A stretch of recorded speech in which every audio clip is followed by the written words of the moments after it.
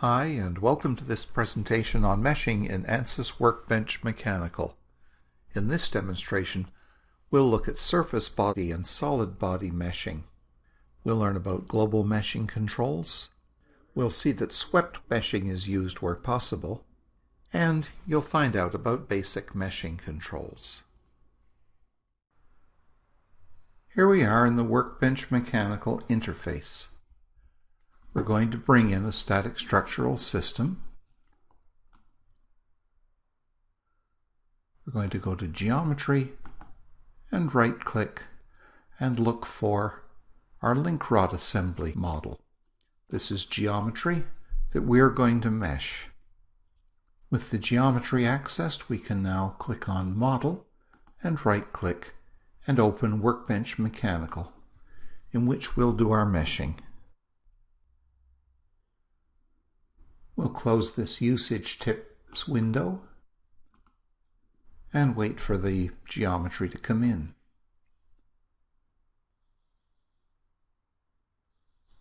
Here's our link assembly model. When we look at the Geometry tab, notice that there are some blue question marks, and there's one here right at the Geometry branch level. If you click on one of these, you'll see that it's a surface body and has not yet had a thickness applied. That's true for this entire group of bodies. If I hold the Shift key and then click the bottom one, I can assign a thickness to all of them simultaneously, and I'm going to put in 1.5 millimeters. There it is. Evidently the units I'm employing is millimeters. If I go to the Home tab, over here under Units, you can see that we're working in millimeters. This is the Context tab, and what it mentions will depend on where I click in the outline tree. So we have our bodies now. We have thicknesses assigned to our geometry. At this point, I could do a crude meshing pass. I could go to Mesh, right-click, and generate a mesh.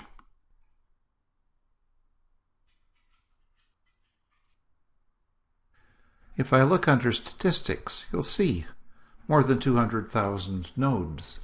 In the Ansys Academic Student version, this is too many nodes for the solver to accept them. So we need to go in and have a look at some of our meshing controls. Note first off that when we look at these elements, we're seeing the thickness assigned to the shell elements. That's helpful to give us an idea whether the thickness assigned was a reasonable one. We do have a nice quad mesh on these surface bodies, perhaps more nodes and elements than needed.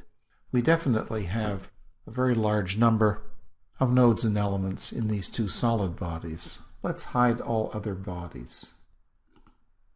Let's put in a local meshing control so that the node and element count isn't so high. I'll go to Mesh, right-click, and insert a sizing control. It's applied to these two bodies. I need to select at the body level. And let's look at an element size of about 15 millimeters. Hit Enter, and now let's mesh these two bodies. Generate mesh on selected bodies. That's almost too crude a mesh, but it does get a reasonable count. Let's show all bodies. Once we have our mesh, we can start examining the quality of the mesh that has resulted. If I click under Quality, you'll notice in here that I can go to this Mesh Metric entry. So we've clicked on Mesh, gone to its details, down to Quality, opened it up, Mesh Metrics. I can ask for an element quality plot. If I make a bit of room for it, you can see a bar graph here on element metrics. Here we have elements that are nice squares, and here we have reasonably well-behaved tetrahedral elements. If I turn off mesh metrics, I can go to Display Style, and instead of looking at element qualities based on bar graph presentations, I can color my elements according to element quality. And you'll see colors here showing us that many of these elements are well shaped, but there are some tetrahedrons with poor element qualities. Although even at 0.1 they're good enough to solve in a linear static model. If we wanted better element qualities, we'd need better meshing control in some of these solids, particularly in some of the curved regions.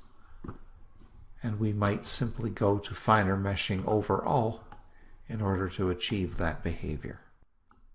You'll notice that if we look at meshing and we right-click, we can show sweepable bodies. The bodies that can be swept have been highlighted in green.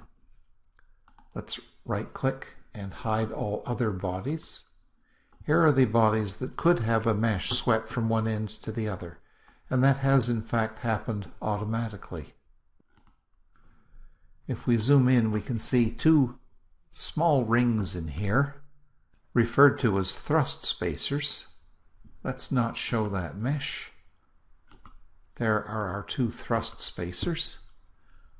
I can go in and I can exert some extra meshing control with these two. Let's insert a face meshing control. I'm choosing faces. I'll choose this ring face and this one. And these I'm going to ask to be meshed in the manner of face meshing. That will try to create nice rows and columns of elements as we work our way around these rings. Internal divisions, I'm going to raise it to 2. Watch how these two bodies mesh now. Generate mesh on selected bodies. Click mesh, and you'll see much cleaner meshing on those two rings now. Let's show all bodies again and fit the plot in the window. The various surface bodies have a rather fine mesh, but our node count is under 30,000, so we have something solvable here. To actually solve this model would require adjustments to contacts. We look under Connections and Contacts. You can see some rather bland names given to the contacts that are in there. We can rename them based on definition, giving us an idea what they are. All of these contacts are between solid bodies, and none of them are between surface bodies that have connected to each other. I can go down and ask that when contacts are automatically created, we include face to edge and include edge-to-edge contacts.